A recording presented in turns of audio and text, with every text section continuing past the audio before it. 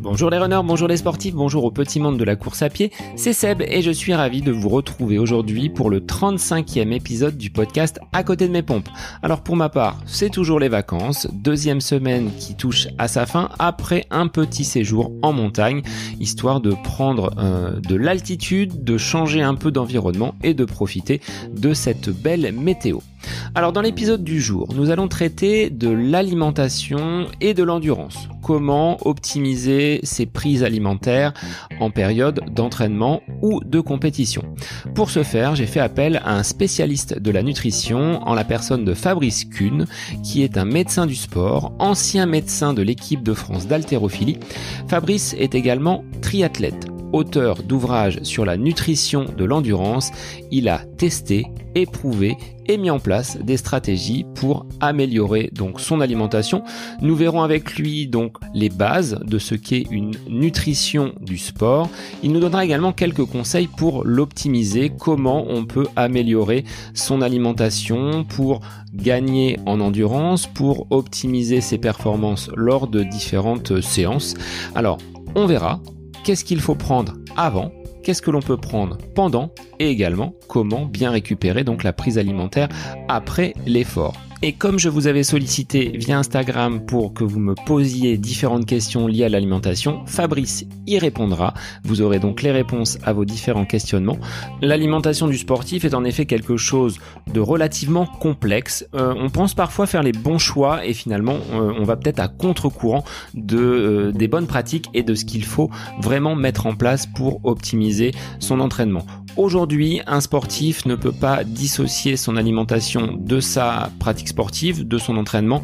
Les deux vont être liés. Si vous voulez avancer, si vous voulez progresser, il faudra que votre alimentation soit de qualité, mais également adaptée. Et c'est ce que va nous dire Fabrice en nous donnant de précieux conseils. Et vous verrez qu'il faut être autant à l'écoute de son entraînement que de son alimentation, puisque on ne va pas s'alimenter de la même façon les jours d'entraînement et les jours où il n'y a pas entraînement. Je vous laisse en compagnie de Fabrice pour cet épisode riche en conseils, riche en informations.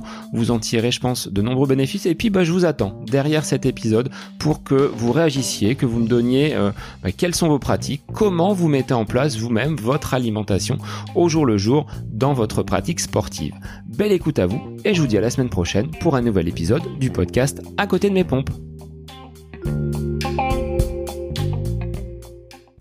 Alors bonjour Fabrice, merci d'être l'invité du podcast aujourd'hui. On va parler nutrition et j'ai fait appel à toi en tant que spécialiste donc de l'alimentation et de l'endurance. Alors je vais te laisser te présenter, déjà nous dire qui tu es, d'où tu viens, quel est ton parcours professionnel et puis on verra pour ton parcours sportif par la suite.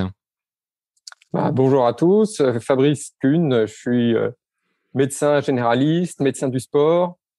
Ça fait quelques années que je m'intéresse particulièrement à la nutrition pour le sport et surtout pour l'endurance parce que c'est mon domaine d'application, c'est là où moi je m'entraîne, c'est ma pratique.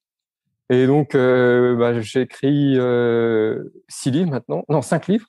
Le 5e va paraître le 25 février. Tous basés sur l'endurance, certains sur l'alimentation et l'endurance, le premier nutrition de l'endurance, d'autres sur l'entraînement avec PaléoFit, et puis des notions de nutrition un peu plus poussées comme ultra performance ou le prochain qui sera sur le régime cétogène pour le sportif.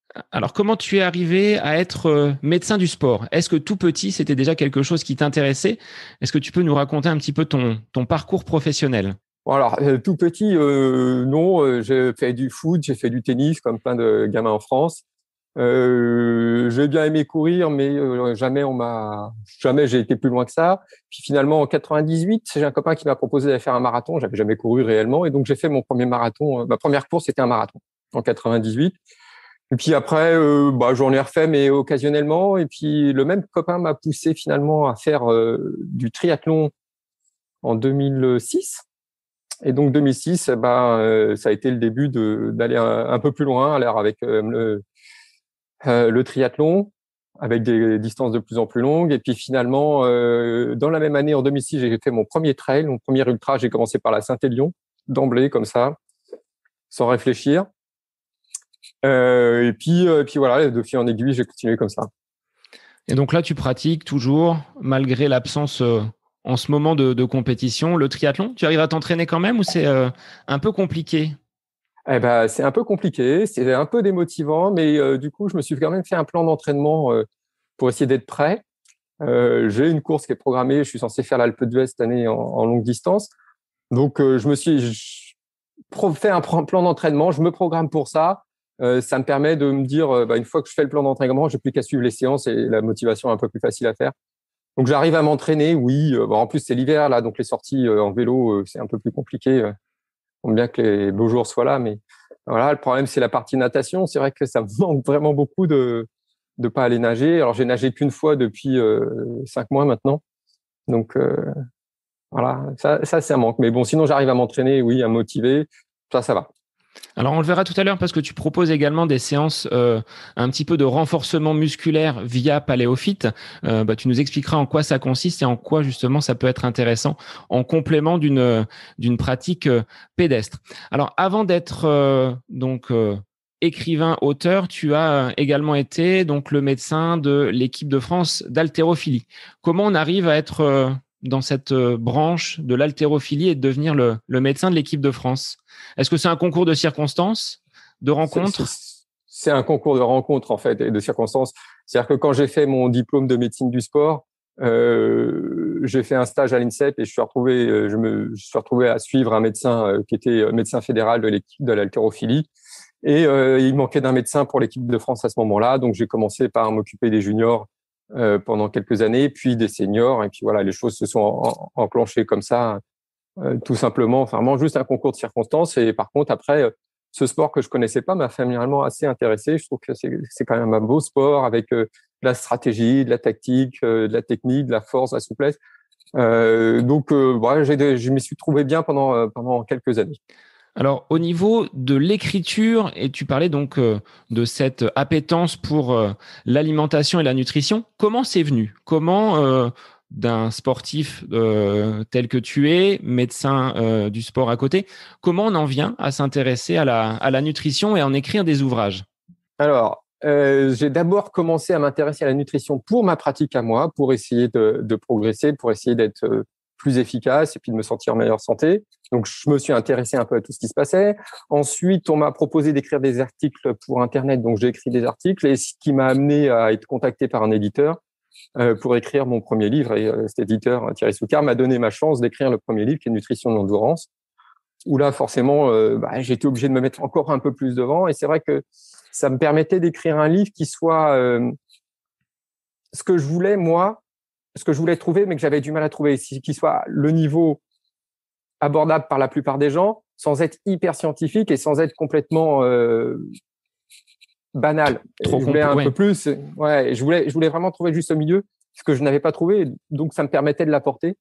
Et une fois que j'ai fait ça, je me suis rendu compte que ça m'intéressait vraiment d'apporter cette connaissance à tout le monde. En fait, c'est vraiment apporter, simplifier les choses et que tout le monde puisse en profiter. Donc, de fil en aiguille, j'ai continué comme ça. Et puis, voilà, ça me plaît bien, donc je continue. Donc, tu continues dans l'écriture avec un ouvrage donc à sortir là dans les prochains jours, qui sera, je pense, sorti quand l'épisode du podcast paraîtra sur les différentes plateformes. Au niveau donc de cette nutrition, de ce que tu as mis en place dans les ouvrages, c'est des choses que tu as testées. Donc, tu as été toi-même ton propre cobaye pour l'écriture de ces ouvrages. Alors, toujours, tout ce que je dis, je l'ai expérimenté avant. D'abord, je commence par me renseigner, à lire ce qui est écrit, mais ce qui est écrit est prouvé, donc la science, la vraie science, pas les on-dit. Une fois que j'ai vu ça, j'expérimente sur moi-même. Souvent, les copains participent un peu aussi, hein, je les fais tester. Et une fois que je l'ai testé et approuvé, ça me permet de l'expliquer et de l'écrire dans les livres. Mais il y a toujours ce cheminement science, expérience et partage. Et ce côté partage, c'est quelque chose d'intéressant qui te nourrit, je pense également, de pouvoir avoir des retours, des expérimentations de tes lecteurs. Est-ce que ça t'intéresse également? Oui. Alors il y a ce qui m'intéresse, c'est que les gens en profitent. ce qui m'intéresse, c'est aussi l'échange. C'est vrai que quand il y a quelqu'un, quand je donne une conférence et qu'il y a quelqu'un qui pose des questions et tout, c'est toujours très agréable. Et quand il y a quelqu'un après qui me dit, bah voilà, j'ai expérimenté, vraiment, je me sens mieux, j'ai progressé. Ça, ça match, quoi. C'est vraiment ce qui fait plaisir. Et là, on se dit que bah on a bossé pour quelque chose. C'est vraiment super agréable. Euh, Ça, c'est quand on a un retour comme ça, c'est vraiment ce qui nous fait du bien et ce qui continue à nous faire avancer. Ce qui te fait avancer au point, voilà, de continuer donc ce travail d'écriture avec des ouvrages qui sortiront donc prochainement et peut-être d'autres dans les années à venir. Quelle serait J'ai d'autres idées. T'as d'autres idées, ça j'en doute pas. Quelle serait selon toi la place de la nutrition dans la performance sportive? Est-ce que c'est bien trop souvent négligé? Est-ce que les gens ont une méconnaissance? Peut-être à travers tes ouvrages, justement, des personnes vont pouvoir prendre certaines bonnes habitudes, certaines bonnes résolutions. Mais quelle est selon toi la place de la nutrition dans l'entraînement et dans la performance? Alors on voit tout. Alors déjà, il faut savoir que la nutrition, c'est la base en fait. C'est vraiment ce qui va nous permettre de soutenir notre effort, de soutenir notre santé et de soutenir notre progression. Donc c'est vraiment fondamental. Par contre, dans les pratiquants, on voit de tout. On voit des gens qui font complètement n'importe quoi. On voit des gens qui sont carrément à l'opposé, qui sont trop extrémistes et qu'on oublie le plaisir parce que la nutrition, enfin l'alimentation, c'est aussi du plaisir. C'est aussi le plaisir de manger avec les amis, de partager un repas. Bon, alors en ce moment, c'est compliqué, mais c'est aussi le plaisir de nos papilles. Donc voilà, il y a vraiment un côté agréable qu'il faut maintenir et qu'il y en a beaucoup qui oublient. Et puis, on a aussi des sportifs qui ont des connaissances, mais mal faites. Parce que un tel a dit ça, un tel a dit ça, un tel a dit ça. Moi, ce que j'essaye, c'est vraiment de partir de la science, vraiment, et de dire ce qui est prouvé. Et pas on m'a dit de faire un jeûne avec des pommes pendant 3 jours et que ça me fera du bien. Voilà, c'est vraiment d'essayer de trouver ce qui est prouvé et efficace.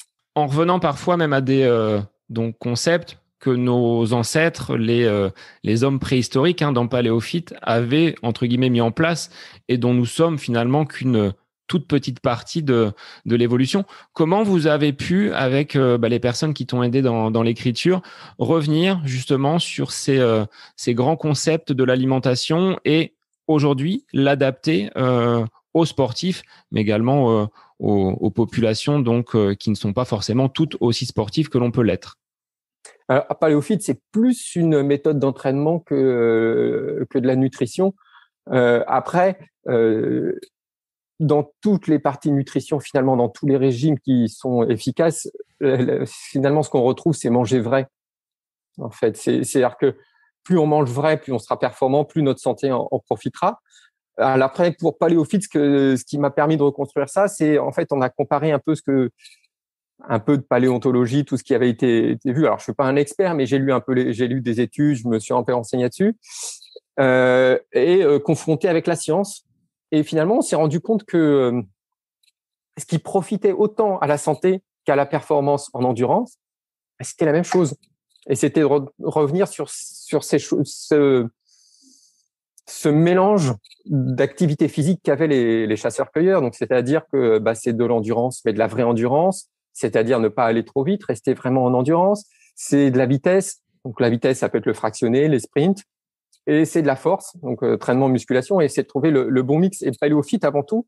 Alors même si moi je mets souvent les séances musculation parce que pour nous sportifs d'endurance c'est peut-être pas ce qu'on sait le mieux faire, mais ce qui est avant tout le paléophyte, c'est vraiment le mélange entre toutes ces activités. Et on se rend compte que c'est ce qui fait profiter les marathoniens, les triathlètes, les trailers. Qui profite un petit peu à tout le monde. Et au côté nutrition, c'est le côté vrai, mais on le retrouve en essayant de manger le plus naturel, c'est en cuisinant nous-mêmes, en prenant des fruits, des légumes, en prenant des viandes de qualité, du poisson, et en évitant tout ce qui est ultra transformé, les produits déjà prêts.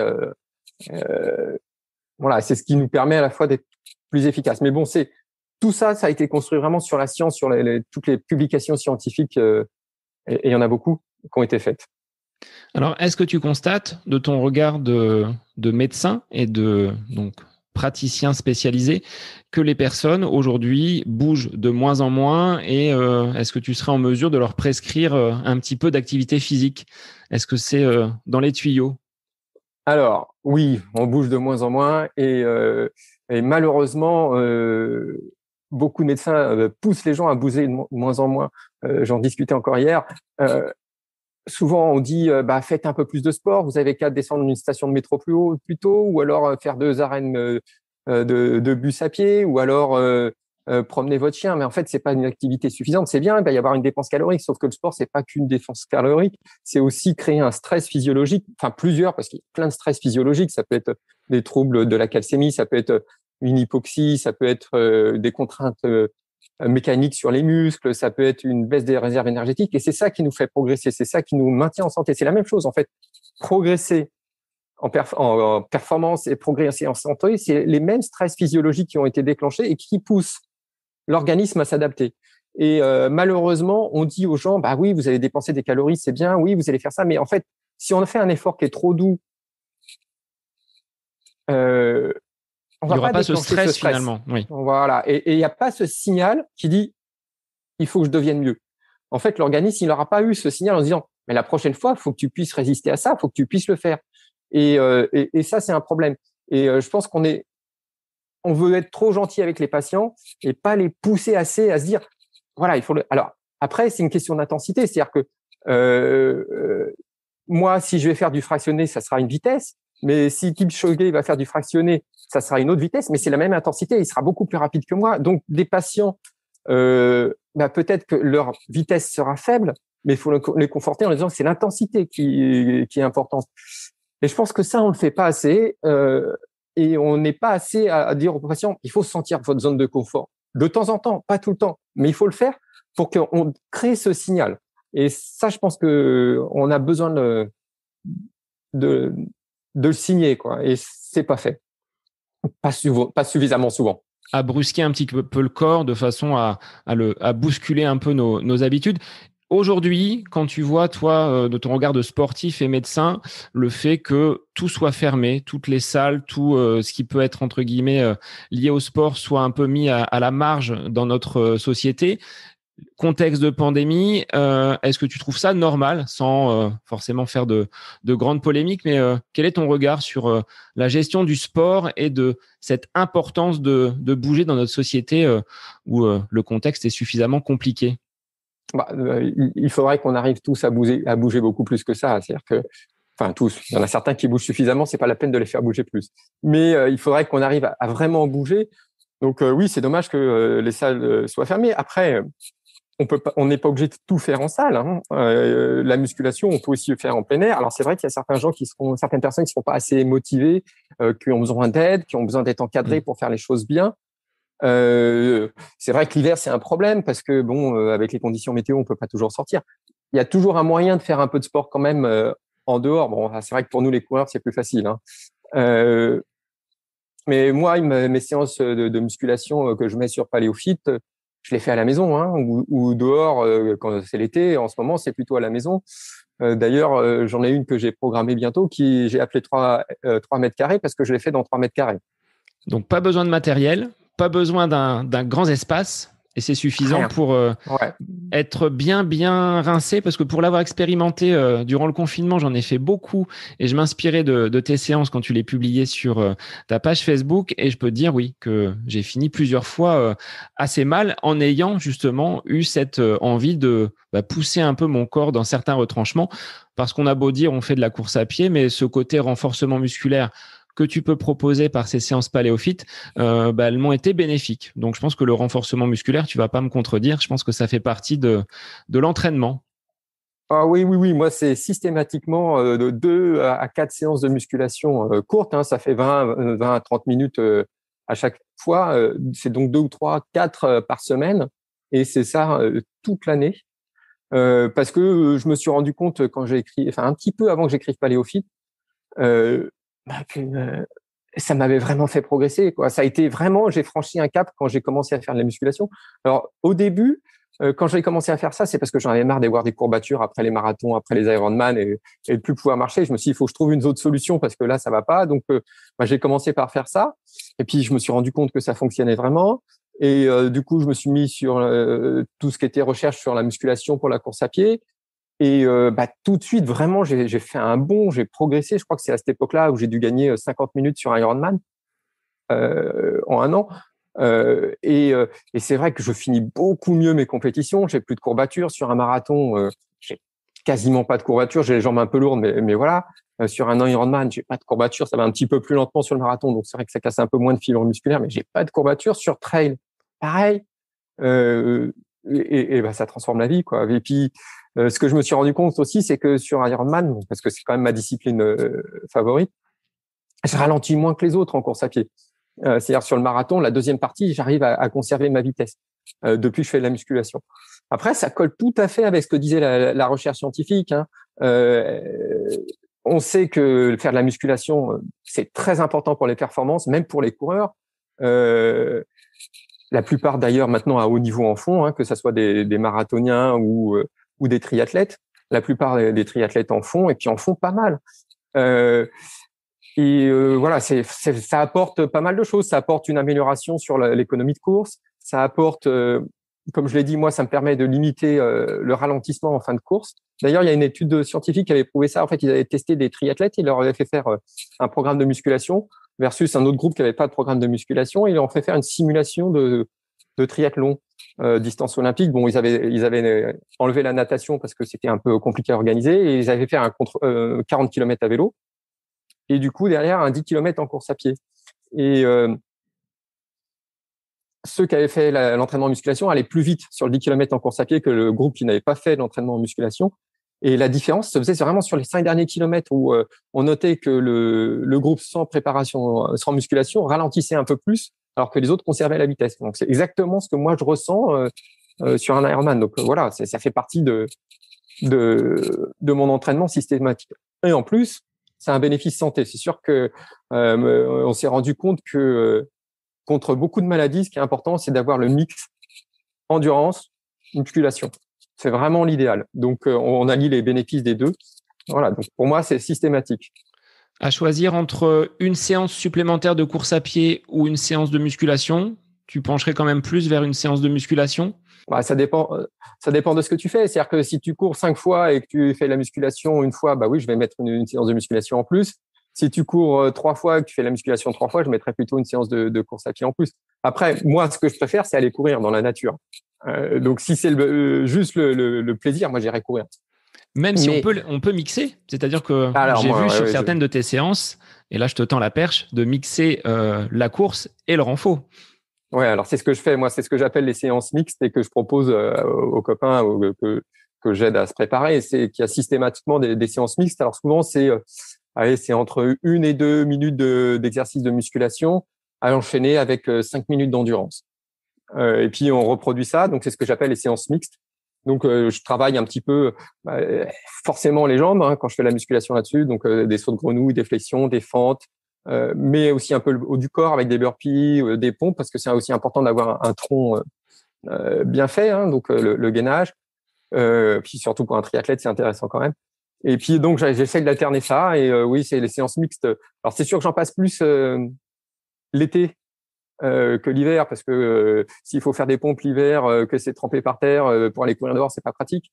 Mais oui, ça fait partie de mes séances fétiches. Et puis ça apprend aussi à courir avec les jambes un petit peu lourde. Oui. Ouais, bien fatigué comme sur la fin d'un marathon. Donc ça permet aussi mentalement de reproduire un peu ces conditions-là.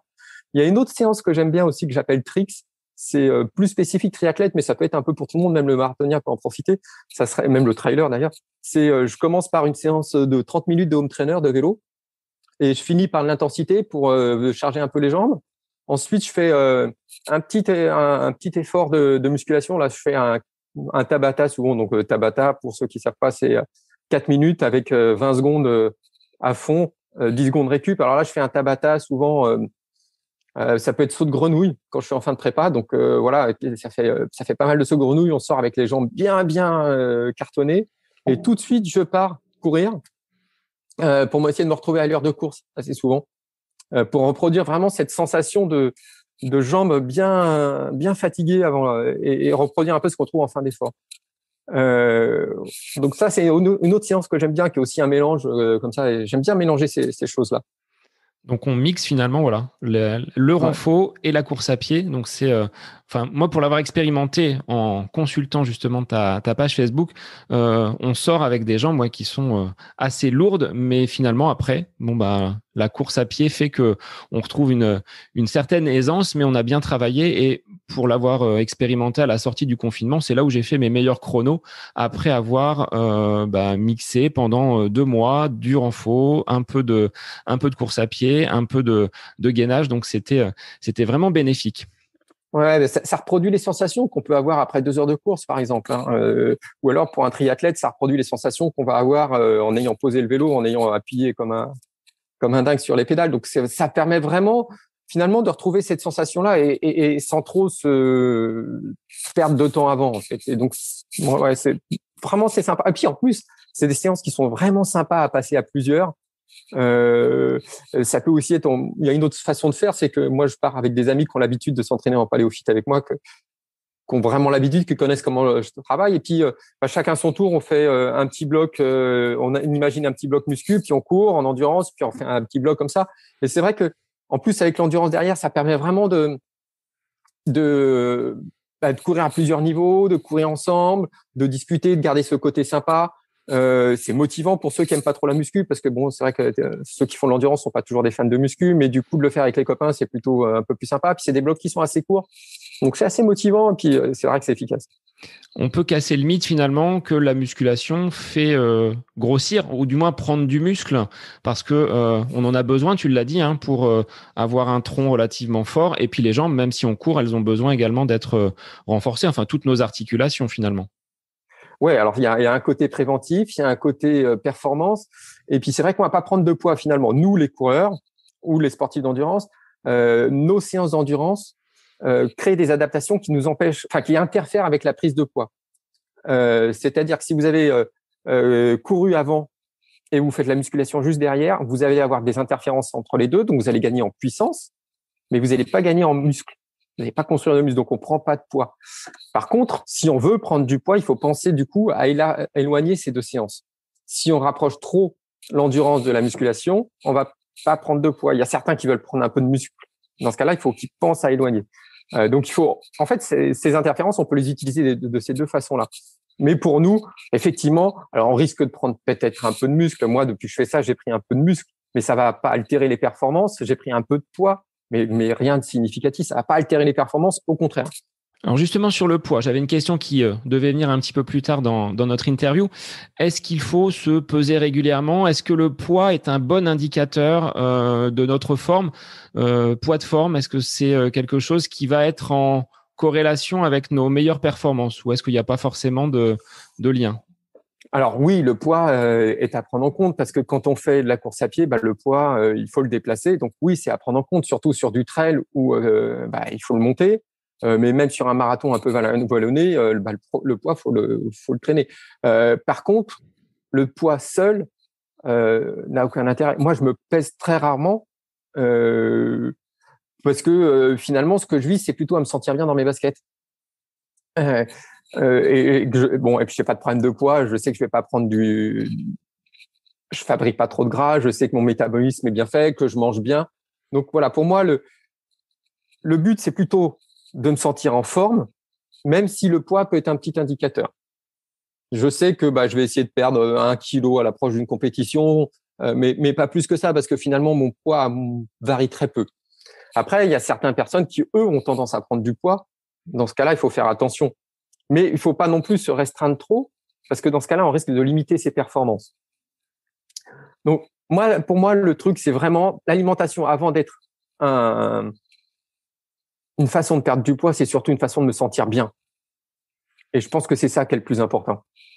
Alors, quels conseils tu pourrais nous donner si on devait structurer une alimentation de sportif, quelles seraient les bases? Quels seraient les bons préceptes que tu pourrais nous donner pour débuter? Bon, alors la première chose, j'en ai déjà parlé tout à l'heure, c'est manger vrai. C'est cuisiner et manger vrai. Après, il faut donc moi la base c'est beaucoup de fruits, enfin beaucoup de légumes d'abord, des fruits, de la viande et du poisson de qualité, mais vraiment beaucoup de légumes. S'il n'y a pas de légumes, moi ça me manque. J'ai pas un repas ou sans légumes. Au petit déjeuner, j'ai systématiquement des fruits. Voilà. Après, il faut s'adapter à ce dont on a besoin. Moi, ça m'arrive la nutrition, c'est le soutien et c'est la base de tout, mais c'est aussi un outil. On peut s'en servir. C'est-à-dire qu'il y a certaines séances que je vais faire avec de la récupération juste derrière parce que je sais que j'ai travaillé fort au niveau musculaire, donc là, je vais avoir besoin de reconstruire mes muscles. Il y a certaines séances où je sais que je vais enchaîner avec une grosse séance derrière, donc je vais manger derrière avec des glucides pour pouvoir restocker. Mais il y a certaines séances où finalement, j'ai couru une demi-heure, enfin, ça m'arrive pas souvent, mais j'ai couru 50 minutes, 1 heure. Le lendemain, je vais aller faire du vélo souple. J'ai pas besoin de me gaver de glucides pour là. Donc là, je vais manger des légumes, un peu de fruits, un peu de féculents si j'en ai envie. Mais voilà. En fait, ce qu'il faut, c'est programmer dans la globalité. Qu'est-ce que j'ai fait? Qu'est-ce que je vais faire? Quand je vais le faire? Ça, c'est les choses importantes. Après, il y a une chose qui a transformé ma vie aussi il y a très longtemps, c'est le petit déjeuner. Le petit déjeuner à la française avec un café, les viennoiseries, la confiture, ou même la baguette et la confiture, c'est hors de question pour moi. D'ailleurs, quand je vais dans un hôtel, je regarde ce qu'il y a comme petit déj parce que c'est vraiment important. Pour moi, il y a des œufs systématiquement au petit déj. Si c'est pas des œufs, c'est du jambon, mais c'est la plupart du temps des œufs. Un peu de pain complet éventuellement, ou alors une galette de sarrasin, un fruit, des noisettes, des amandes ou un truc comme ça, et puis une boisson. Voilà, pour moi, et puis du beurre éventuellement. Ça, c'est l'essentiel. De me faire un petit déj comme ça. Alors, il y a des fois aussi, je ne prends pas de petit déj parce que j'en ai pas envie. Ça m'est arrivé hier. J'avais pas envie de prendre de petit déjeuner. J'avais pas faim quand je me suis levé. Voilà, c'est pas un problème. Je zappe mon petit déjeuner. Et après, donc dans chaque assiette, pour moi, chaque repas, l'essentiel, c'est les légumes qui représentent à peu près la moitié de mon assiette. Que ça soit le matin, le soir, en essayant de varier. Donc, ce qu'on dit souvent, c'est d'essayer d'avoir des couleurs différentes, parce que les couleurs, c'est les antioxydants. Donc, plus vous avez de couleurs, plus vous avez d'antioxydants, donc plus vous avez de flèches à votre arc. La deuxième chose, c'est d'essayer d'avoir au moins 10 fruits et légumes différents par semaine. Donc, ça va aussi avec les couleurs, c'est autrement. En essayant de respecter les saisons. Là, on a reçu la publicité. Oui. Mon fils me dit, mais papa, pourquoi on a des fraises au mois de février? Je dis, elles sont pas de France, donc on n'en achètera pas et on n'en mangera pas. Donc on essaie de manger peut-être aussi en fonction des saisons. Ça, je pense que ça va dans le vrai. Je suis d'accord avec toi. C'est dans l'alimentation vraie. C'est nous en ce moment, c'est de la choucroute, c'est des choux. Il reste quelques pommes, il reste quelques oranges. Voilà, on mange. On essaie de rester vrai aussi dans le choix des saisons, bien sûr. Et puis en plus, quand tu choisis des aliments de saison, ils sont quand même meilleurs. Et puis ça coûte pas forcément plus cher. Enfin, on se dit des fois manger des fruits et légumes, c'est des produits, c'est des primeurs, mais on arrive à trouver de très bons produits à des coûts raisonnables et beaucoup moins chers que nos aliments transformés. Je pense que ça, on peut le garantir. Oui. Et puis au niveau du goût, c'est quand même meilleur. Et puis alors c'est vrai que j'ai l'avantage, c'est que j'aime bien cuisiner aussi. Et Hugues Daniel, avec qui j'ai écrit 3 de nos livres, on se téléphone souvent et on partage des recettes. On aime bien cuisiner, donc on est souvent à partager nos recettes aussi. Donc, mais ça fait partie du plaisir.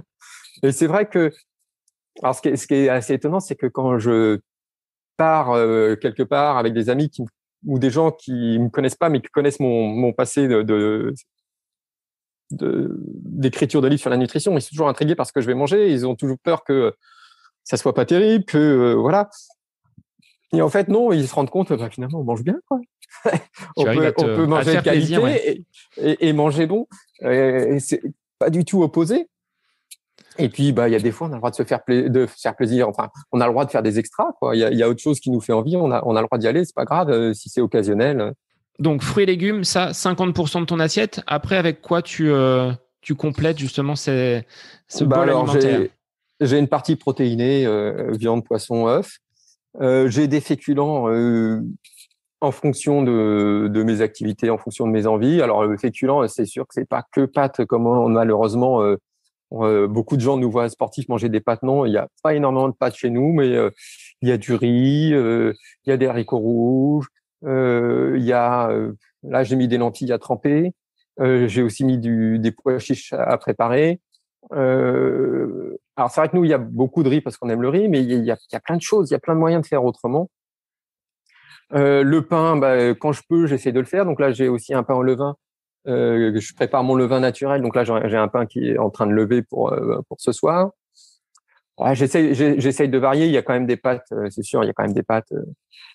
Mais bon, voilà, on essaye vraiment de varier les choses. Après, les lentilles, c'est bien. J'aime bien. Alors les lentilles, c'est vrai que quand j'étais à l'école, j'aimais pas les lentilles au petit salé. Voilà, ça me plaisait pas. Mais j'ai trouvé d'autres solutions. Un plat que j'aime beaucoup, c'est les lentilles avec du pesto. Voilà, j'essaye de varier comme ça. Alors le fromage, il y en a un petit peu aussi. Les laitages, il y en a un petit peu. Les pâtisseries, il y en a vraiment pas beaucoup. J'essaye de mettre pas mal de noix, de noisettes aussi. Alors c'est vrai que je les mets surtout au petit-déj parce que je trouve que ça me cale bien pour la journée. Au niveau des laitages, est-ce qu'il y a des dangers, entre guillemets, sur les tendons, sur un côté inflammatoire? Beaucoup d'athlètes remontent ce genre de choses en disant moi, j'ai banni complètement les laitages et depuis, je vais beaucoup mieux. Est-ce qu'il y a un lien ou c'est plus un mythe? Et est-ce qu'il y a un lait comme le lait de brebis qui serait moins nocif, entre guillemets, moins acide? Bon, déjà, a priori, ce qu'on recommande, c'est plutôt moins de 2 laitages par jour. Déjà, on va sortir des recommandations françaises qui sont 3 laitages par jour. C'est plutôt 0, 1 ou 2, en sachant que les laitages ne sont pas obligatoires. On a tout à fait moyen de trouver le calcium ailleurs. L'autre problème des laitages, c'est qu'ils sont acidifiants. Alors, pas trop le lait, mais les fromages sont très acidifiants. Ça ne veut pas dire qu'ils ont un goût acide, hein, c'est-à-dire qu'ils sont très acidifiants et on pense que ça pourrait favoriser les tendinopathies en faisant cristalliser dans les tendons. Mais après, on n'a pas énormément de science derrière ça.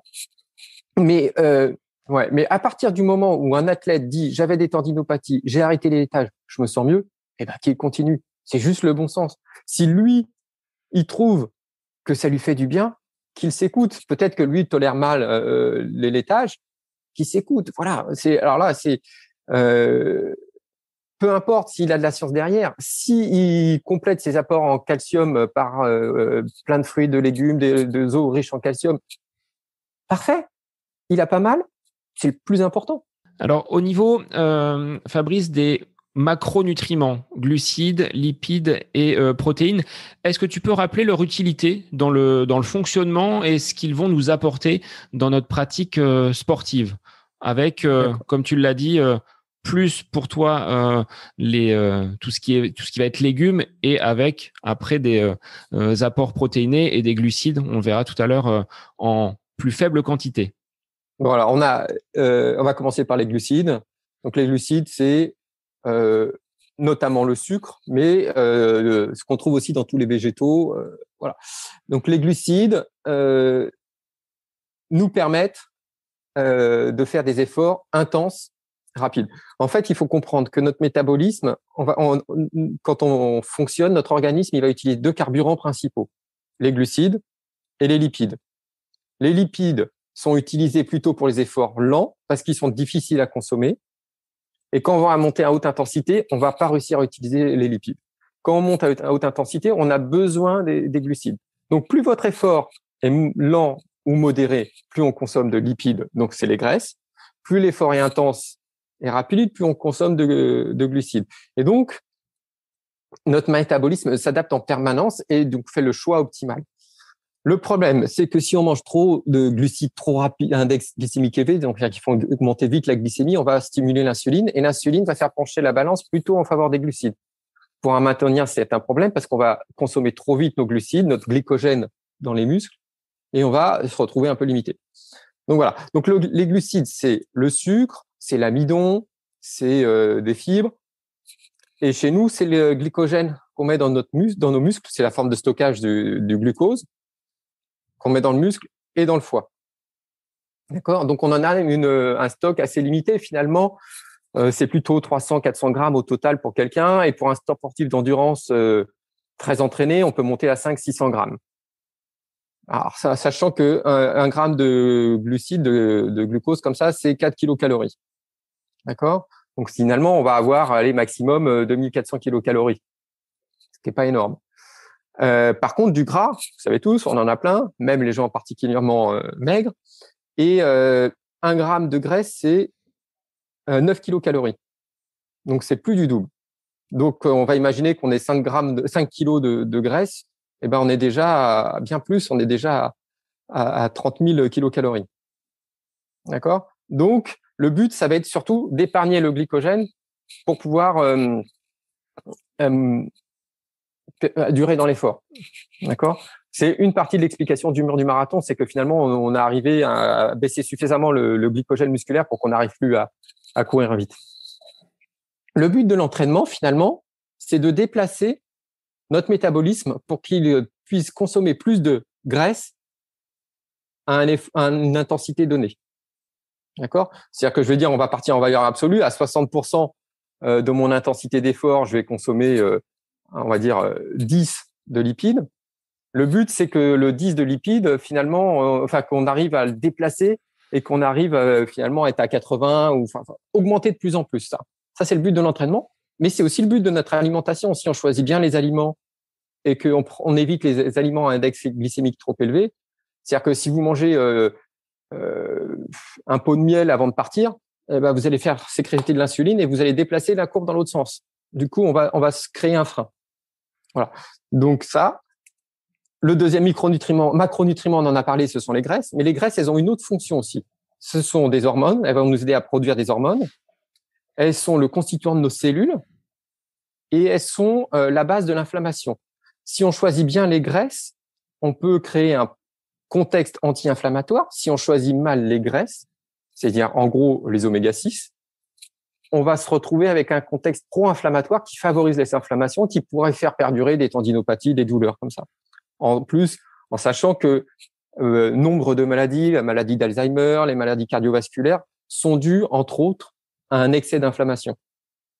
D'accord? Donc, choisir les graisses, c'est savoir choisir des réserves énergétiques. Choisir les bonnes, c'est favoriser le bon fonctionnement de l'organisme. Alors, entre autres, on a dit l'inflammation, mais aussi, il faut savoir que donc les oméga-3, par exemple, sont anti-inflammatoires, les oméga-6 sont pro-inflammatoires. On mange trop d'oméga-6 et pas assez d'oméga-3. Donc, c'est pour ça qu'il faut rééquilibrer. Les oméga-3, donc c'est le poisson gras, c'est des œufs de poule élevés aux graines de lin, c'est l'huile de colza, c'est voilà, d'accord? D'apporter ces graisses, comme tu le disais, au petit déjeuner, finalement, on profite de cet effet des graisses sur l'ensemble de la journée. Enfin, tu le disais, les œufs au petit déjeuner. Ouais, alors, c'est pas que au petit déjeuner, oui. C'est à long terme. À long terme. L'autre avantage des graisses au petit déjeuner, c'est que ça va te permettre aussi de diminuer l'index glycémique de ton repas du matin et de limiter la sécrétion d'insuline. Donc, on n'a pas le coup de pompe à 11 heures et on est un peu plus... Voilà. Donc ça, c'est les deux premiers macronutriments. Le troisième, c'est les protéines. Donc les protéines, elles peuvent servir aussi de carburant, mais c'est un peu comme si on se chauffait avec le bois de la maison. C'est une erreur. C'est aussi 4 kilocalories par gramme de protéines comme pour les glucides. Mais bon, c'est pas le but des protéines. Le but des protéines, c'est un matériel de construction. Ça va construire les enzymes pour que notre organisme puisse fonctionner. Ça va construire nos muscles. Ça va construire toutes les structures.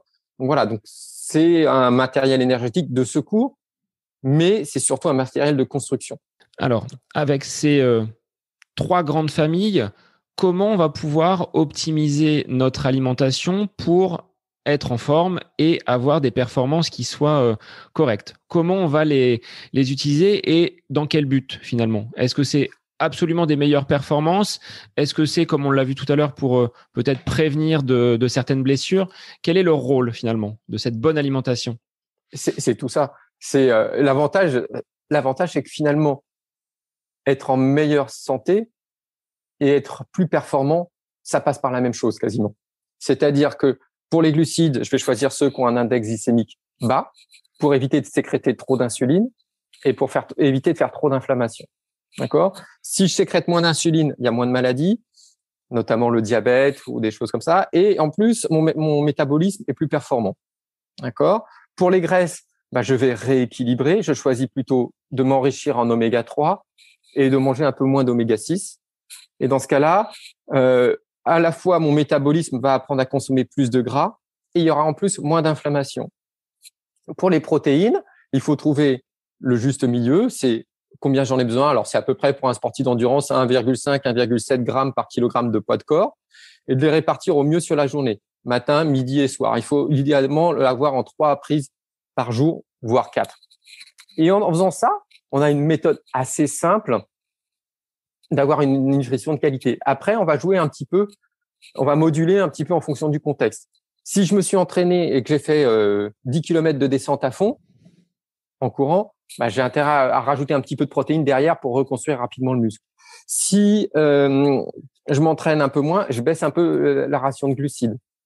Donc, un jour sans entraînement, on n'est pas obligé d'avoir un apport glucidique hyper important. On peut se dire finalement, j'ai suffisamment de réserves pour passer la journée. Et si j'ai une séance le lendemain, là, peut-être je rechargerai un petit peu.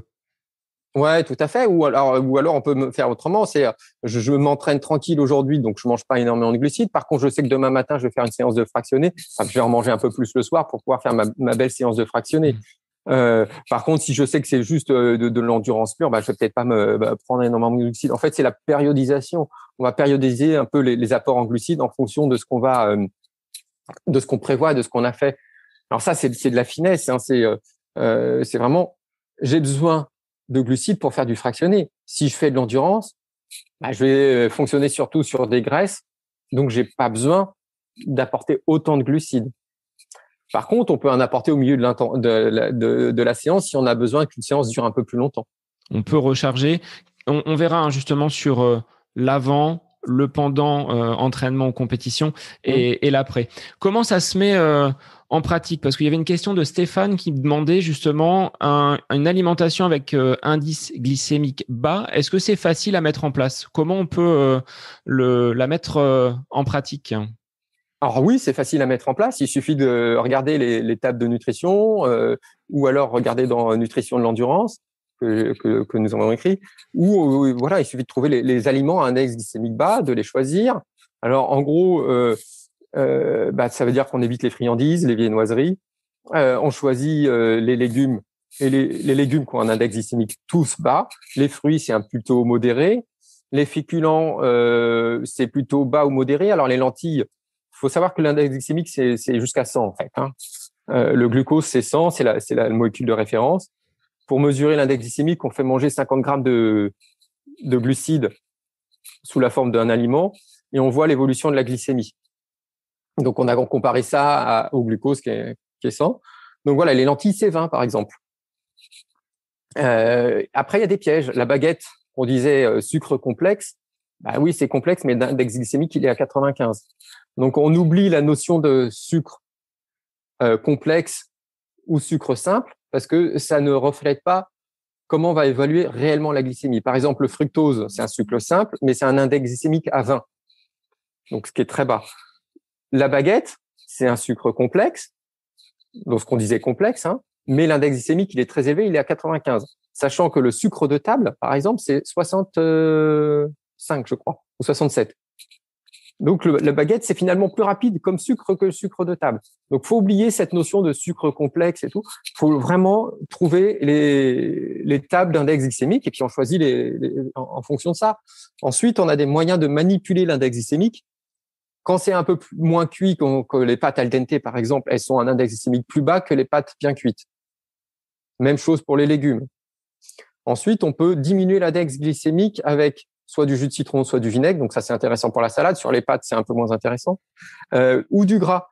Donc finalement, si vous faites des pâtes al dente avec de l'huile d'olive à l'italienne, ça sera un index glycémique beaucoup plus bas que des pâtes bien cuites, seules.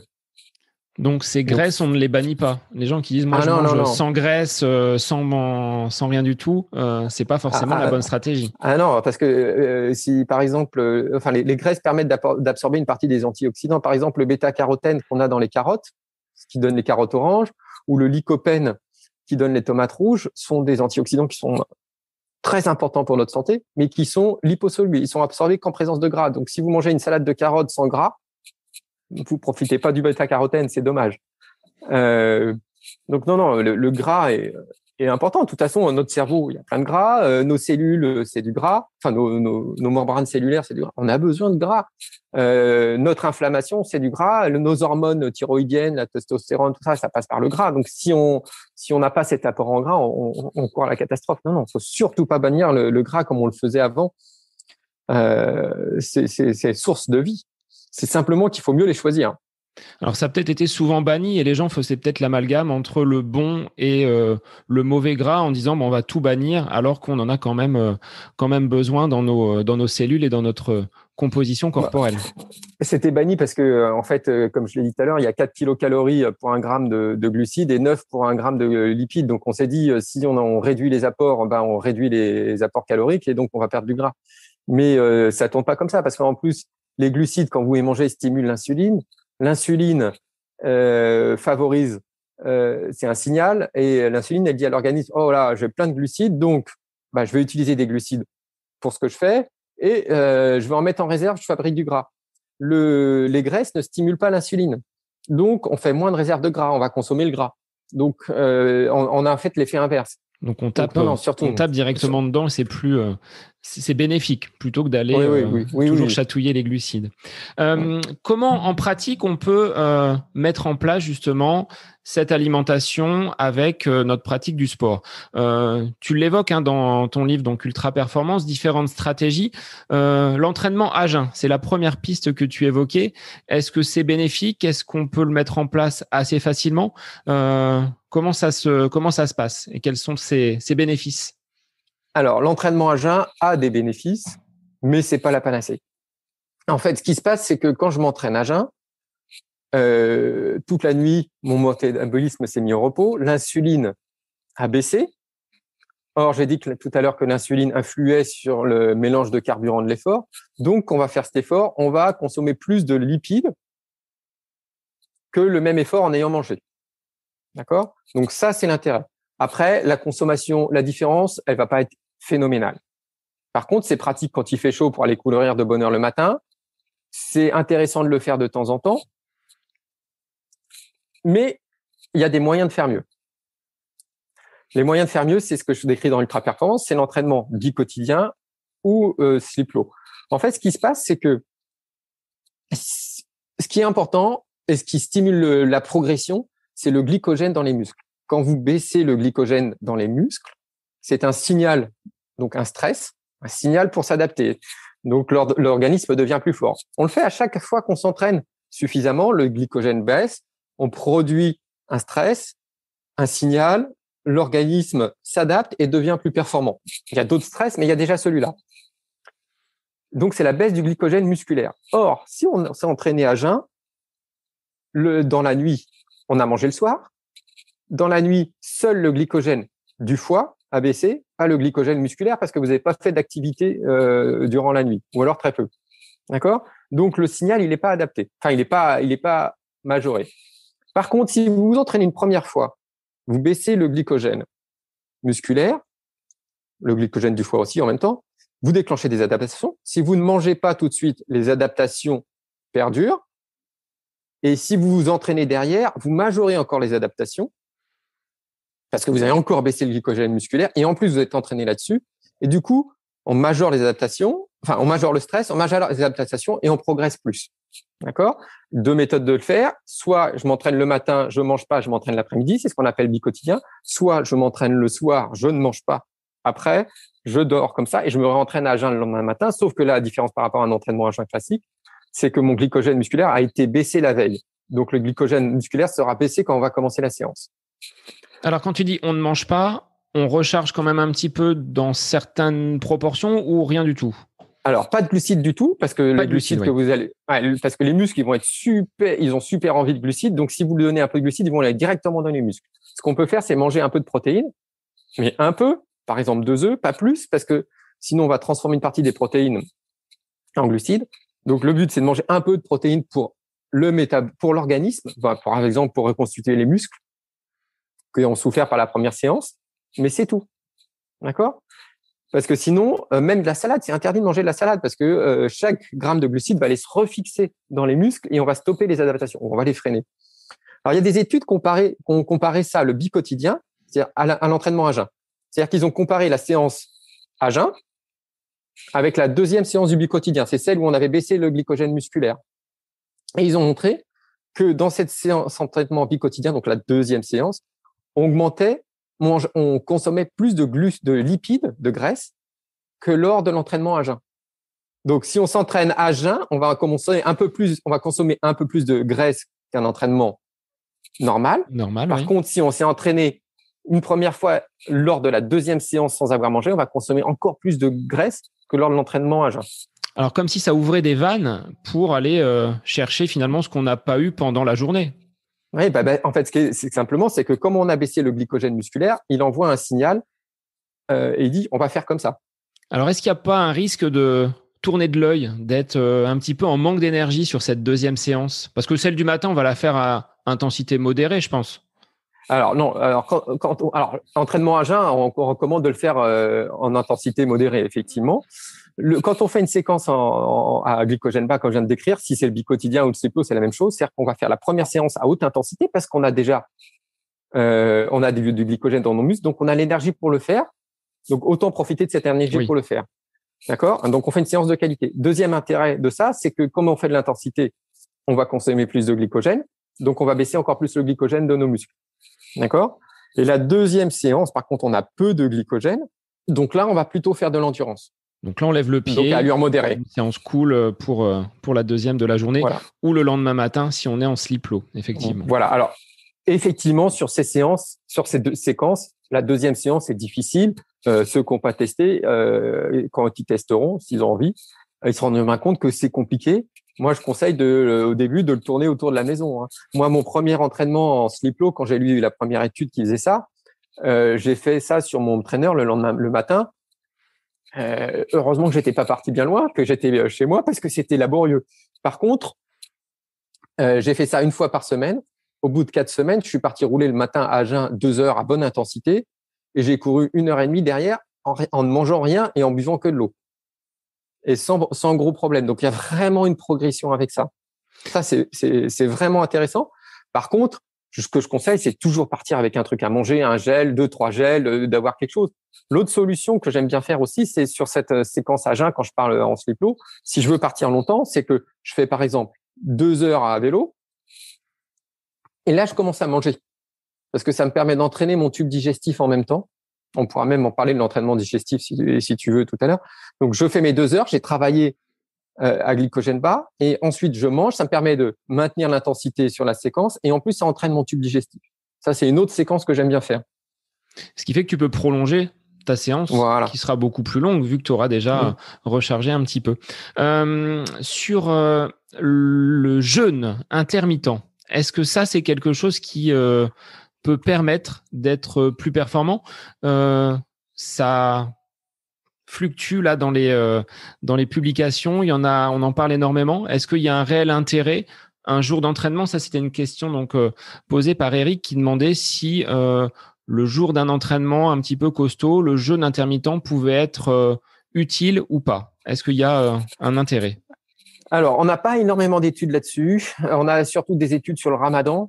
Mais le ramadan, c'est vraiment un jeûne particulier parce que on mange beaucoup la nuit, on dort moins parce que finalement, on est occupé à manger. Et puis, en plus, on n'a pas le droit de boire dans la journée. Donc, c'est un truc un petit peu à part. Il y a quelques études qui montrent que ça altère pas énormément les performances. Par contre, on peut être un peu freiné dans les séances du jour. Par contre, ça peut être intéressant pour perdre du poids. Donc, moi, je le ferai pas. Moi, je le fais. Je pratique le jeûne intermittent occasionnellement, mais je le fais pas si j'ai une séance de qualité. Si j'ai une séance de fractionné dans le jour même, je vais pas le faire parce que je sais que ça sera pas profitable.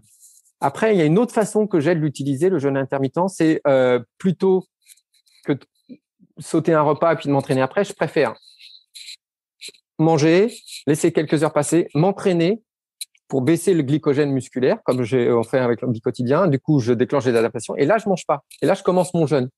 Parce que du coup, je profite de cette adaptation d'avoir baissé le glycogène musculaire. Alors que si je commence mon jeûne sans faire de sport, mon glycogène musculaire, il sera élevé et je déclenche pas les adaptations. Alors, c'est aussi ce que j'appelle la récupération retardée. D'accord. Donc, voilà. Donc, il n'y a pas de choses comme ça. Par contre, il y a quelques études qui ont montré que si on sautait le petit-déj, qu'on mangeait le midi, mais qu'on voulait faire du fractionné le soir, on pouvait être moins efficace sur le fractionné le soir. Donc, OK, ça peut être intéressant, par contre, dans les journées où on fait de l'endurance. Mais ça fait partie aussi des stratégies de périodisation. Donc, ça peut être parfois, je fais du jeûne intermittent, parfois, je fais de l'entraînement à glycogène bas, parfois, je fais de l'entraînement en mangeant plus que d'habitude et en mangeant beaucoup durant l'effort. C'est ce que j'appelle l'entraînement digestif. Ça a été prouvé scientifiquement aussi qu'on améliorait nos capacités à utiliser les glucides et donc on devenait plus polyvalent. Parfois, on peut faire du cétogène. Voilà, c'est en fonction de là où on est, de notre périodisation, l'hiver, on va pas forcément faire la même chose qu'en pré-compétition. Voilà, ça fait partie des stratégies de périodisation qu'on peut utiliser. Alors, l'avantage de faire du jeûne intermittent, c'est qu'il y a un effet anti-inflammatoire, ce qui peut être intéressant. C'est qu'il y a un effet sur le métabolisme. On va vraiment baisser la sécrétion d'insuline. Donc voilà, et puis on peut perdre un petit peu de poids. Pour quelqu'un qui a un petit peu de poids à perdre, c'est une autre solution. Et est-ce que psychiquement, on se sent peut-être plus alerte? Des études disaient qu'on se sentait, notamment avec un retard finalement de la prise alimentaire, on se sentait plus en alerte et peut-être pas avec nos petits déjeuners, je pense notamment du matin. Ce coup de pompe à 11 heures, on l'a peut-être pas du fait de ce jeûne intermittent. Oui, c'est vrai. Et c'est à cause de l'insuline. En fait, quand on mange, on a des glucides, on a l'insuline qui s'élève et qui va créer une hypoglycémie un peu plus tardive, surtout si on a mangé des trucs très riches en glucides ou avec un index glycémique très élevé.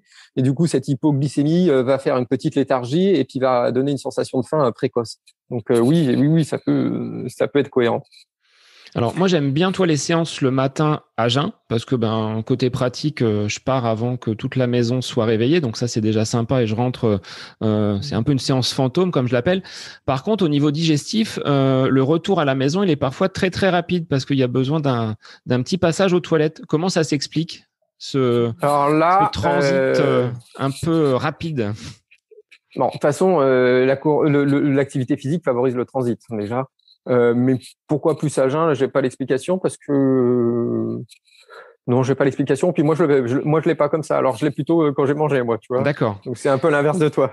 Et une séance qu'on ferait, donc là, toi, j'ai mangé, il était midi. Si je veux faire une séance à 14h, 14h30, est-ce que c'est possible ou est-ce qu'on va se sentir lourd? Tu disais justement de cette adaptation digestive et de brusquer un petit peu le corps dans ses habitudes. Est-ce qu'on va sentir un inconfort? Est-ce qu'on va se sentir lourd? Ou est-ce qu'il vaut mieux laisser passer les traditionnels 3 heures, 3 heures et demie? Ça va dépendre de chacun, je pense, en termes de transit. Alors ça dépend de chacun, ça dépend de ce que tu as mangé. C'est-à-dire que ton confort digestif, si tu as mangé un morceau de poulet avec un peu de riz, ça peut être la même chose que si tu as mangé du cassoulet ou des sardines. Donc, ça dépend déjà de ça. Après, pour la plupart des cas, 2 heures, ça suffit. On dit 3 heures avant une compétition, mais si tu as un repas un peu plus facile à digérer, 2 heures, ça peut passer. Si tu as une compétition qui est très matinale, que tu dois commencer à 6 heures, si tu arrives à te lever à 3 heures plutôt qu'à 2 heures et de décaler en mangeant quelque chose d'un peu plus facile à digérer, ça sera peut-être plus profitable. Et à l'inverse, par contre, effectivement, à l'entraînement, il est parfois intéressant de partir le ventre plein, justement pour que ton organisme apprenne à digérer durant l'effort. En fait, ça permet d'augmenter le nombre de transporteurs intestinaux au glucose. C'est-à-dire que tu vas avoir moins de glucose qui va stagner dans ton tube digestif. Donc, si ça stagne pas dans le tube digestif, ça fermente pas, tu as moins de troubles digestifs. Et en plus, tu en profites plus pour l'organisme. Il y a des études qui ont montré comme ça que si tu partais t'entraîner en mangeant 90 grammes de glucides par heure, donc 90 grammes de glucides, c'est énorme. Pour ceux qui se rendent pas compte, 90 grammes de glucides, c'est 4 gels et demi, c'est plus de 4 bananes. Donc, si on mange ça par heure, à l'entraînement, on va augmenter le nombre de transporteurs intestinaux et donc ça a été prouvé que ça améliorait la disponibilité de glucides pour l'effort et ça diminuait les troubles digestifs. Donc ça, c'est à faire occasionnellement aussi. Peut-être pour des coureurs qui se lancent sur du long, ou comme toi sur des Ironman, d'avoir cette habitude de manger sur les compétitions. Ça dépend de ce que tu appelles du long. Oui, sur un marathon, déjà, c'est déjà intéressant. Sur un 10 km, c'est moins intéressant parce qu'on va pas entrer dans la zone où on va vraiment diminuer le glycogène musculaire. Sur un semi-marathon, ça commence à être intéressant. Sur un ultra-trail, bien sûr que c'est très intéressant parce que toute la capacité à digérer sera favorisée. Après, sur un ultra-trail, comme l'intensité est moindre, la digestion est plus facile. Mais c'est intéressant de le faire quand même. Par contre, sur un marathon, où l'intensité est à la fois longue et très élevée, c'est très important parce que c'est là où on va être, le système digestif va être le plus perturbé. Et en plus, c'est quand même là où on va réussir à baisser vraiment le glycogène. Sur un Ironman, c'est aussi très intéressant parce qu'on a besoin de s'alimenter en permanence. Donc ça, je dirais à partir du semi-marathon, c'est intéressant. Est-ce qu'il y a besoin vraiment sur un 10 km, comme tu l'évoquais juste avant, de se ravitailler? Parce qu'on est à des vitesses relativement élevées, donc c'est peut-être pas simple non plus d'aller attraper quelque chose. C'est ni techniquement simple, ni et en plus on n'aura pas le temps de l'assimiler. Donc non, ça n'a pas d'intérêt. Alors, j'avais une petite question sur qu'est-ce que l'on peut prendre avant un entraînement très intense. Question de Laure qui me disait, voilà, sur un entraînement qui va être en fractionné, qu'est-ce que l'on peut prendre avant pour être vraiment au top et combien de temps justement avant l'entraînement? Est-ce qu'il y a un délai? Eh ben, 2-3 heures, un repas normal, pas trop difficile à digérer, donc pas trop riche en gras, mais il en faut quand même. Et rien d'extraordinaire, un repas normal. Après, il y a pas de truc miracle. Ce qu'il faut, c'est qu'on ait suffisamment de glucides dans les muscles, de glycogène musculaire pour faire la séance. Voilà. Donc, si on mange normalement, ça suffit largement. Donc, le petit goûter, c'est pas forcément là où on va avoir le plus de bénéfices pour notre séance. Si, ça dépend à quelle heure. Si tu manges à midi et que tu t'entraînes à 18h, oui, se faire un petit encas à 15h, oui. Pourquoi pas si tu as une grosse séance. Si tu manges à 14h et que ta séance elle est à 17h, non, c'est pas utile. Quel type d'encas tu pourrais préconiser? C'est quoi? C'est quelques amandes, une banane, demi-banane? Oui, dans ces cas-là, moi, c'est plutôt des fruits, éventuellement des fruits secs. Mais une banane, c'est bien, ou une pomme, ou un fruit frais de saison. Et puis un peu de noisettes ou d'amandes, c'est ce qu'on recommande facilement. Des figues sèches aussi, éventuellement, d'avoir un truc de bonne densité nutritionnelle, qui apporte un peu de glucides, qui cale un peu. Mais en même temps, si c'est une journée de travail, au niveau glycogène musculaire, la plupart du temps, on n'aura pas vraiment baissé. C'est plus pour le glycogène hépatique du foie, donc dans ce cas-là. Et est-ce que là, le grignotage lié au stress, il peut être néfaste? C'est-à-dire que bon, on a un petit coup de mou, on dit tiens, allez hop, un petit carré de chocolat par-ci, un petit chocolat par-là. Est-ce que ça, c'est néfaste et c'est lié peut-être au stress? Et là, je pense à toutes les personnes qui sont à la maison en télétravail et qui ont peut-être des difficultés à peut-être bouger, sortir. Est-ce que ça peut influer derrière sur une séance, le fait d'avoir généré du stress dans la journée? Alors, il y a deux choses dans ce que tu dis. D'abord, il y a le fait que de manger régulièrement comme ça va élever ton insuline et donc ça va perturber ton métabolisme. Même chose que tout à l'heure. Ensuite, il y a le stress. Alors ça, c'est une autre chose. Le stress psychologique, on n'est plus dans le stress physiologique dont on parlait tout à l'heure, qui est adaptatif. Oui. Tout à l'heure, on parlait du stress adaptatif. Là, on est dans un stress psychologique. Bon, il y a des études qui montrent que ce stress psychologique influe sur tes performances. En fait, c'est comme si tu avais ta réserve de ton entraînement, c'est un stress psychologique. Tu crées un stress psychologique, tu pompes dans la même réserve. Et si tu as pompé dans ta réserve avant, tu seras un peu moins efficace après. Donc ça, c'est les théories de Samuele Marcora, un Italien qui a fait des publications. Et il a fait tester, il a fait faire des exercices. Alors c'est du Stroop Task, des choses comme ça, des exercices mentaux à des sportifs. Et il les a fait s'entraîner après et ils baissent leur performance. D'accord? Parce qu'ils créent un stress. Si tu veux, il va pomper un peu dans la même réserve, grossièrement. Oui. Et d'ailleurs, il a même montré qu'il pouvait améliorer les performances en endurance en entraînant les gens à ce stress-là. C'est-à-dire que tu peux aller te faire une séance de home trainer, par exemple, en faisant des exercices mentaux, ou alors faire des exercices mentaux et malgré cette fatigue, te faire une bonne séance derrière. Et dans ce cas-là, tu améliores tes performances en endurance. Parce que le corps est adapté et il a compris, voilà. Il sait réagir face à cette situation-là. Voilà. Et donc, ce stress du quotidien, ce stress du travail, oui, va altérer tes performances dans la journée. D'où effectivement l'intérêt de méthodes alternatives comme le yoga, comme la méditation, qui baissent un peu ce stress psychologique. Alors on le voit souvent sur des sportifs qui disent j'ai fait une bonne séance, mais si on a, et moi je l'ai vécu, des périodes où on est dans l'activité professionnelle, c'est très intense, finalement les performances elles sont moindres, la récupération elle est moins bonne, et c'est peut-être pas toujours pris en compte et on le voit pas au premier regard, mais ce stress, on va dire sociétal, environnemental, familial, impacte également nos performances à l'entraînement. Je pense que même en compétition. Alors, moi, j'en suis persuadé. Et maintenant, c'est vrai que ça fait partie aussi de ma méthode de préparation avant une compétition. Je sais que le dernier jour, alors sur mon deuxième Ironman qui était à Nice, j'avais eu des examens. J'avais eu 3 jours d'examen pour passer un diplôme jusqu'au jeudi, alors que la compétition était le dimanche. Et je me suis rendu compte que ça m'avait bouffé une énergie folle et que j'avais pas réussi à récupérer pour là. Je me suis rendu compte aussi que quand je me stresse, alors dans l'organisation, les trucs tout bêtes, où je vais manger, comment je fais ça, faut pas que je sois en retard avant une compétition, je suis moins bon sur la compétition. À l'inverse, je me suis rendu compte que si j'y vais avec des copains et qu'ils me disent on mange ça, même si c'est pas ce que je préfère, mais que je me laisse guider, que je me laisse faire, que je me laisse, je me sens plus en forme et je réalise de meilleures performances. Donc moi, c'est dans ce sens-là que je l'utilise. Et alors c'est vrai que ce dont je t'ai parlé aussi, l'entraînement en faisant des exercices mentaux, tout ça, ça m'arrive de le faire aussi.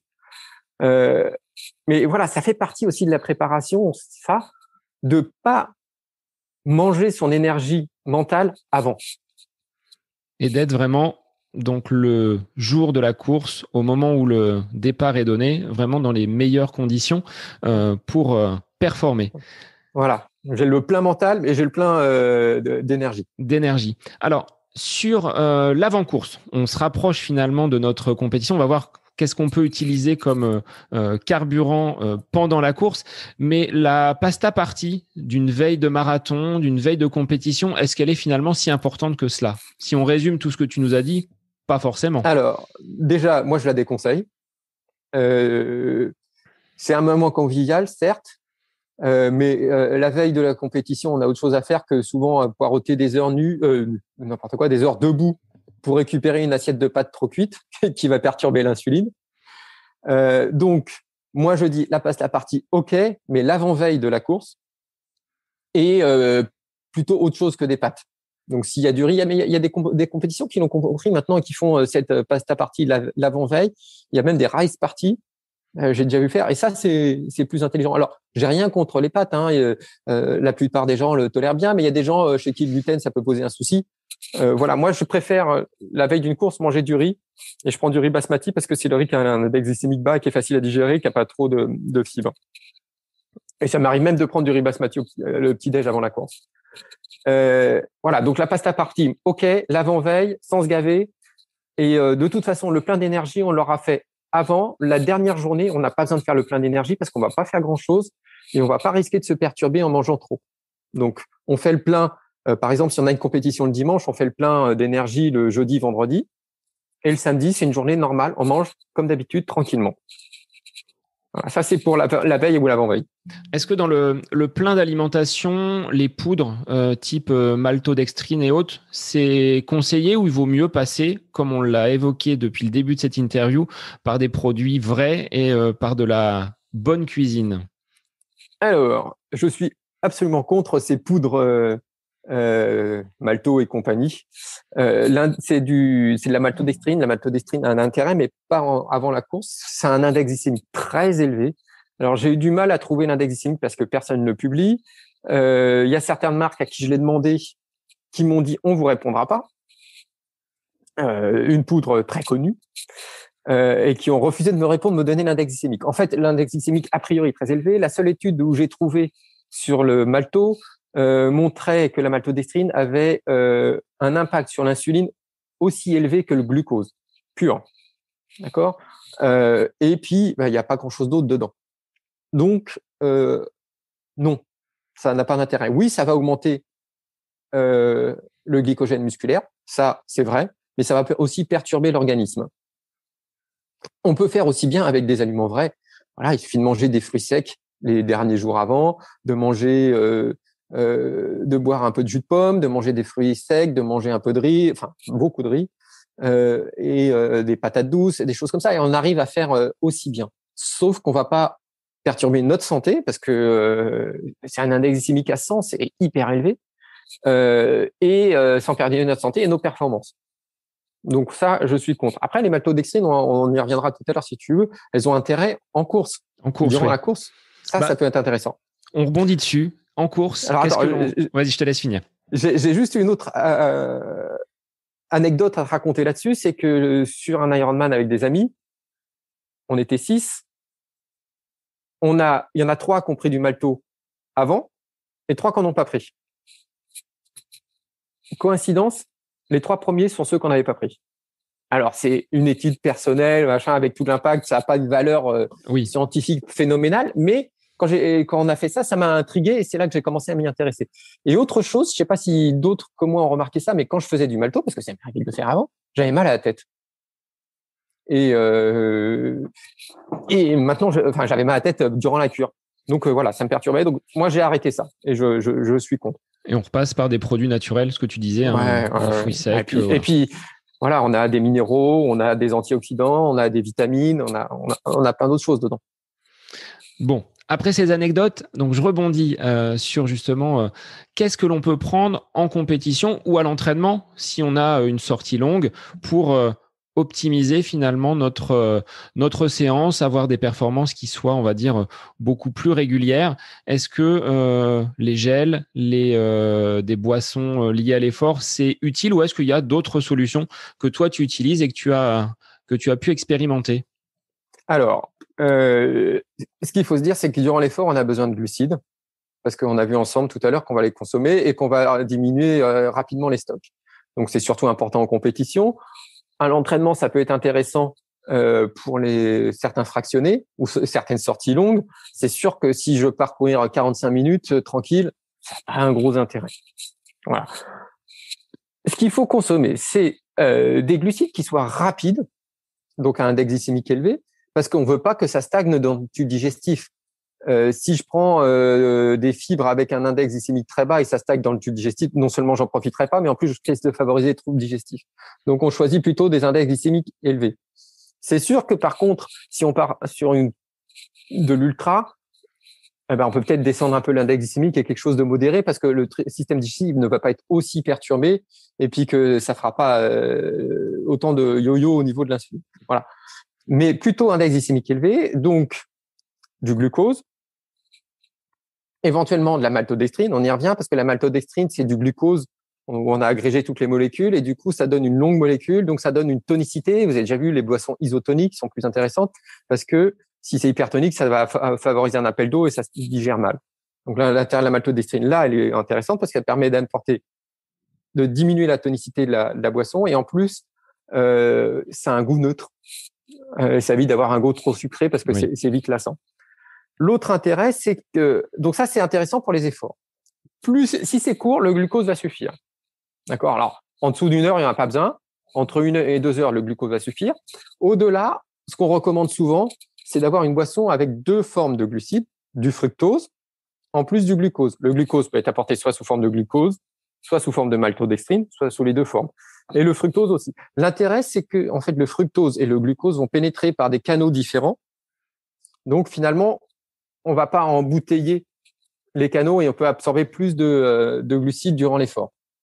Et donc ça, on a prouvé qu'on pouvait, j'ai plus les chiffres exacts, mais je crois que c'est consommer du coup, utiliser 1,2, 1,3 grammes de glucides par heure versus 1 gramme si on n'a que du glucose pur.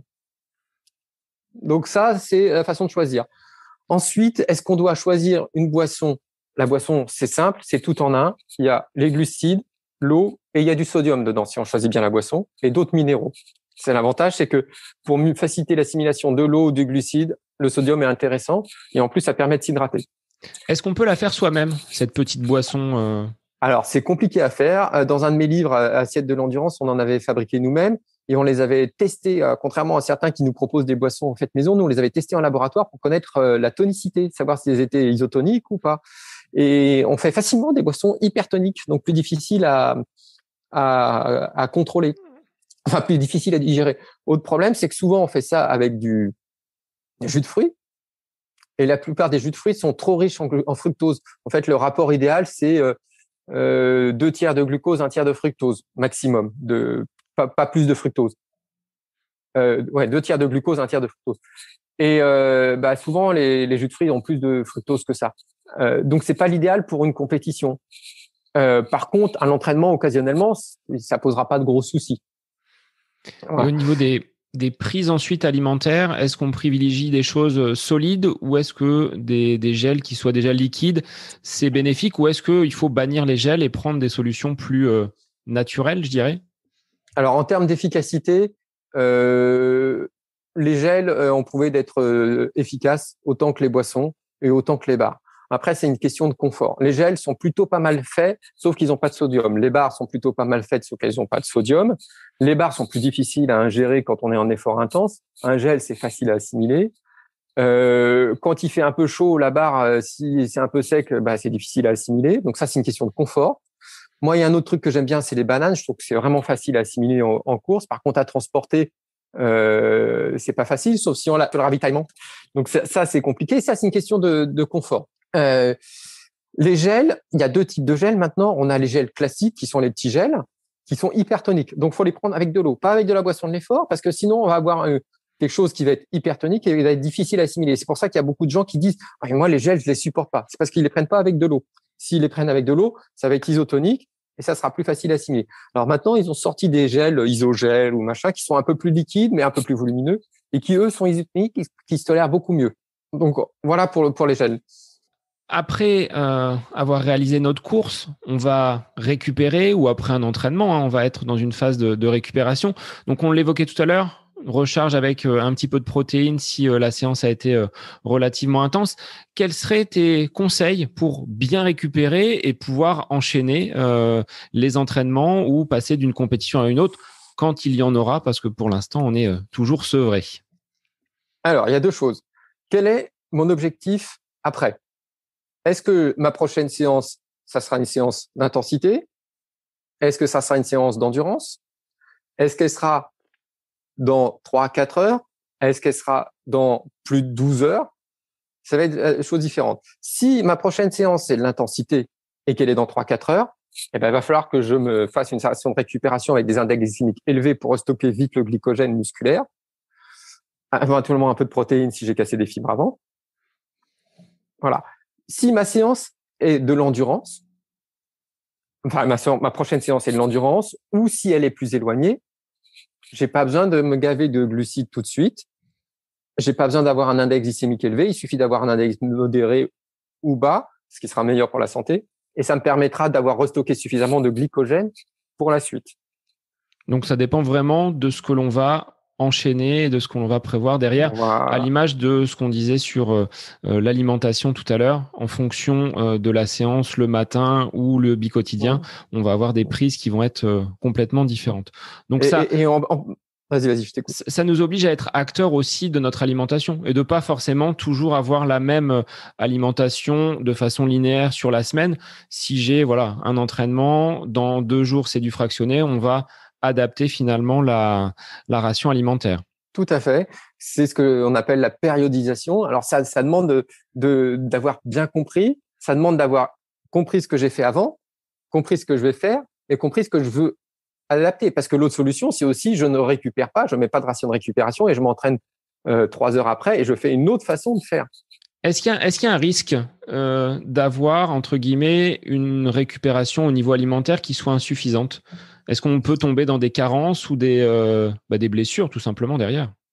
Oui, puis on peut tomber dans de la fatigue. C'est pour ça qu'il faut le programmer. C'est pour ça que l'entraînement bicotidien ou à glycogène bas, moi, je le conseille 1 fois par semaine. Ou alors, il y a des études qui ont été 3 séquences par semaine, mais pendant 3 semaines seulement. Mais par contre, c'est pas de diminution de la ration glucidique aux autres horaires. C'est-à-dire que c'est juste je décale, mais je mange autant.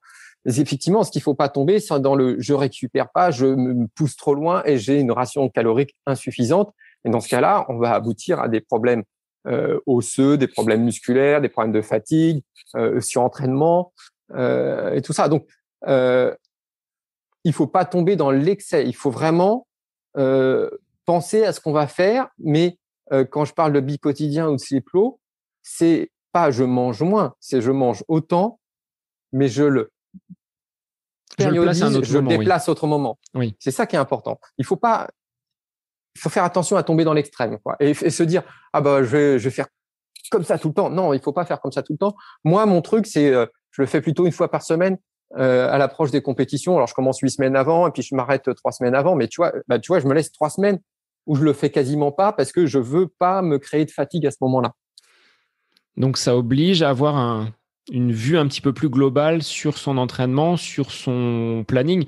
Alors, peut-être pas annuel, mais au moins peut-être par trimestre ou par semestre. Je sais pas après, en termes de fonctionnement, ce qu'il est le plus judicieux de faire. Mais ça dépend un peu de ce que tu fais comme compétition. C'est-à-dire que si tu fais un marathon, tu vas en faire 2-3 dans l'année, donc tu peux maximum, donc tu vas pouvoir t'organiser pour ça. Si tu fais l'ultra, ça va être pareil. Si tu fais l'Ironman, ça va être pareil. Tu vas te programmer pour ça, et c'est comme ton plan d'entraînement. En fait, tu prends ton plan d'entraînement, tu programmes des cycles, des machins.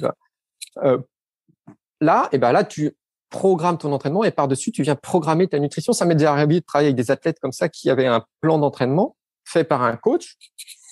Et en accord avec ce coach, je venais me caler dessus la nutrition et je plaçais comment on allait manger ou comment on allait passer ces séquences-là. Tu vois, donc c'est une autre planification qui vient se greffer par-dessus. Et ça nécessite. Mais là, on est dans l'outil. C'est ça. Il faut être vraiment conscient de ce qu'on a fait, de ce qu'on va faire et de réfléchir à ses prises alimentaires. Il faut être à l'écoute de ton organisme. Il faut être à l'écoute, savoir comment ça se passe. Et si on sent un peu de fatigue, peut-être dire je lève un peu le pied et je complète avec une alimentation un peu plus adaptée. J'avais une question, Fabrice, sur la supplémentation type vitamine. Est-ce que c'est utile ou est-ce qu'on peut trouver tout dans l'alimentation ? C'est une question qui est compliquée. On sait que, par exemple, on a testé des sportifs chez qui on a fait faire un entraînement et on leur a donné beaucoup de vitamine C. D'accord ? On a fait les mêmes sportifs et le même plan et on leur a pas donné de vitamine C. Enfin, pas supplémenté en vitamine C.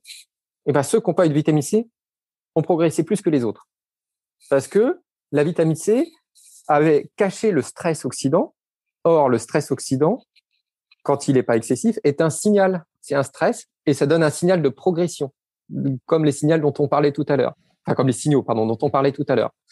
Donc, si tu apportes des vitamines en excès, tu risques de bloquer un peu la progression. Par contre, si tu as pas assez de vitamines, à l'inverse, tu risques de bloquer aussi la progression. Donc, il faut trouver le juste milieu. Pour moi, le plus important, c'est l'alimentation. D'essayer de trouver ça. Donc, c'est les vitamines, les fruits. Enfin, c'est dans les fruits, les légumes.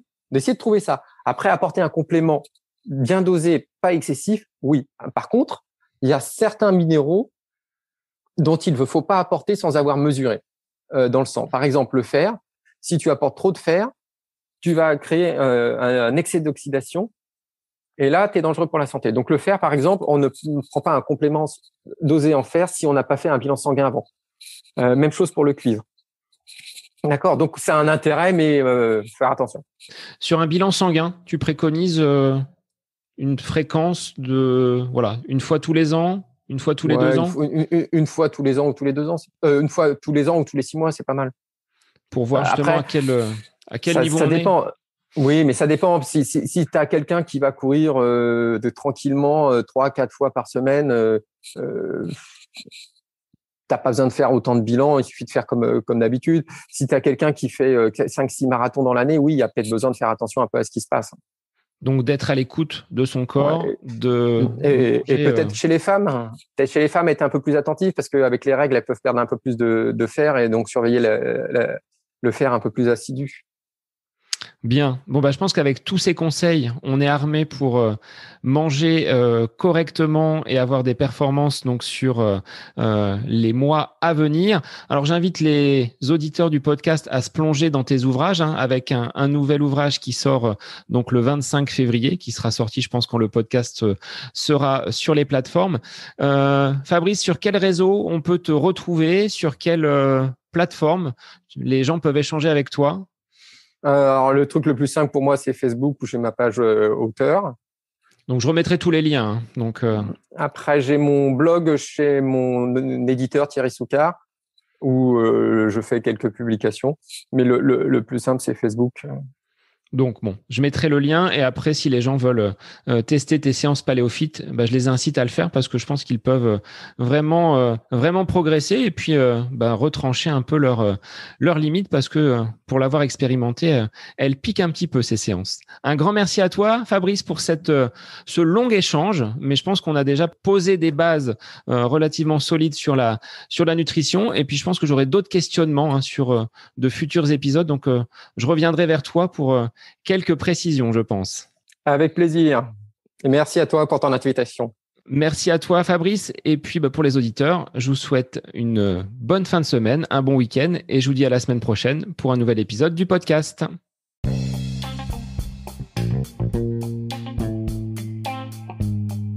J'espère que cet épisode avec invité vous aura plu. Je vous remercie infiniment de votre écoute.